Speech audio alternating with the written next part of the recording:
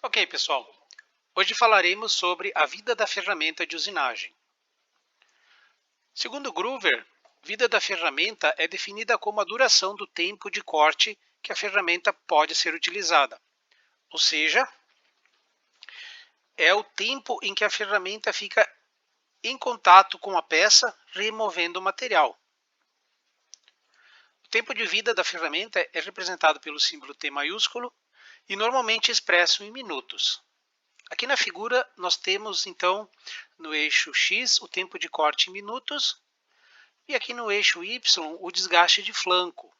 Percebam que foi definido aqui um desgaste de flanco de 0,5 milímetros como um critério de fim de vida. E assim foram plotadas três curvas para diferentes velocidades de cortes, 100 metros por minuto, 130 metros por minuto e 160 metros por minuto. E aí, no desgaste de flanco de 0,5, então, pôde-se comparar os diferentes tempos. Então, aqui a gente pode ver, né, que na curva de 100 metros por minuto, para um desgaste de flanco de 0,5, a ferramenta teve uma vida de 41 minutos. Para uma velocidade de 130 metros por minuto, a ferramenta teve uma vida aí de 12 minutos. E para uma velocidade de 160 metros por minuto, a vida foi de 5 minutos. O que a gente pode concluir é que quanto maior a velocidade de corte, menor é a vida da ferramenta, segundo essa figura.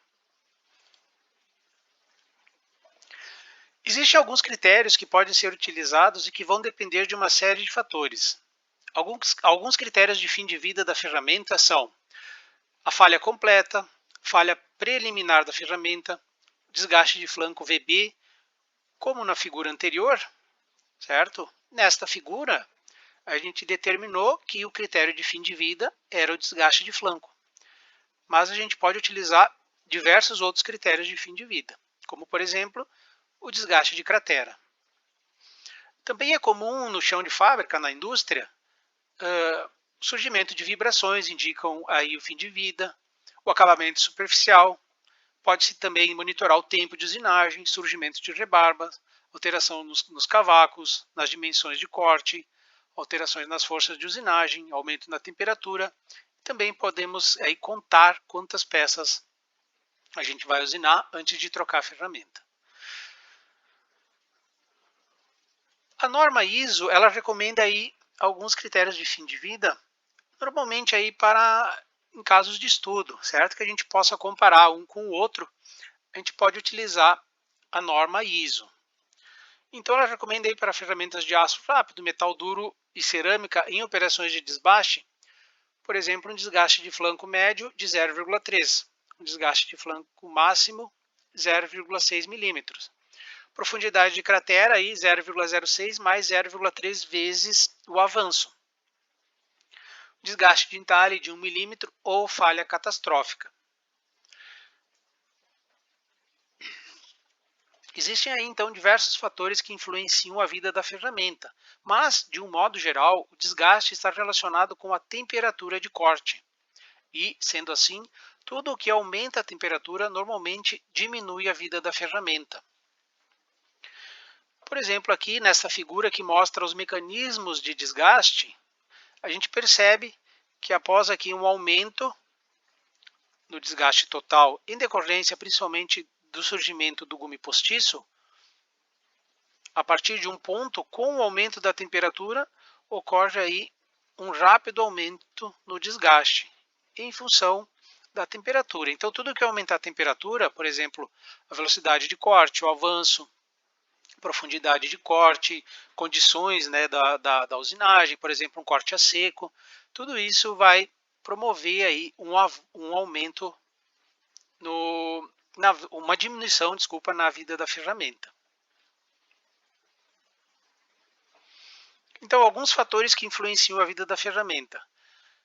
Os parâmetros de corte, principalmente a velocidade de corte, que exercem uma grande influência, mas também o avanço e a profundidade de corte. A geometria da ferramenta também vai influenciar, o ângulo de saída, que tem uma grande influência, ângulo de direção, o ângulo de ponta, o ângulo de direção do gume secundário, o raio de ponta, todos esses eles vão alterar a formação do cavaco. No caso, por exemplo, do ângulo de saída, quanto maior for o ângulo de saída, menor vai ser a força de corte. Se eu diminuo a força de corte, eu vou diminuir aí a temperatura de corte. E nesse caso aí eu vou também vou aumentar a vida da ferramenta, porque a temperatura vai baixar.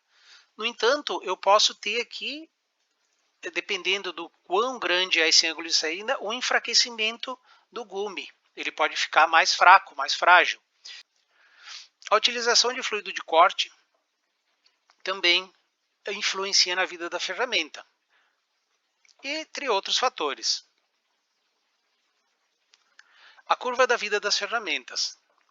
Então, nessa figura, a gente tem aqui a velocidade de corte e no eixo Y, então, há o tempo de vida da ferramenta. A gente percebe, então, que conforme a gente aumenta a velocidade de corte, a gente vai tendo aí uma diminuição na vida da ferramenta.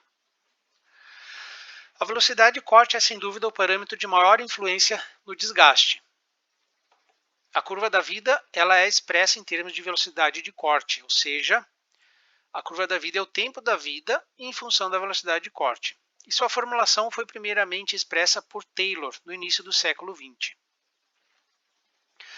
A curva mostrada na figura foi construída com base em um desgaste de flanco VB de 0,8, mas outros fatores podem ser empregados. Então, nesse caso, o critério de fim de vida foi um desgaste de flanco de 0,8. Se a gente colocar essa curva em um gráfico bilogarítmico, a gente terá uma representação muito próxima à linear, o que indica uma relação exponencial entre aí as variáveis. A equação de Taylor. Então a gente pode, num papel log-log, ou seja, bilogaritmo, traçar as curvas de t em função da velocidade de corte, ou seja, da vida em função da velocidade de corte.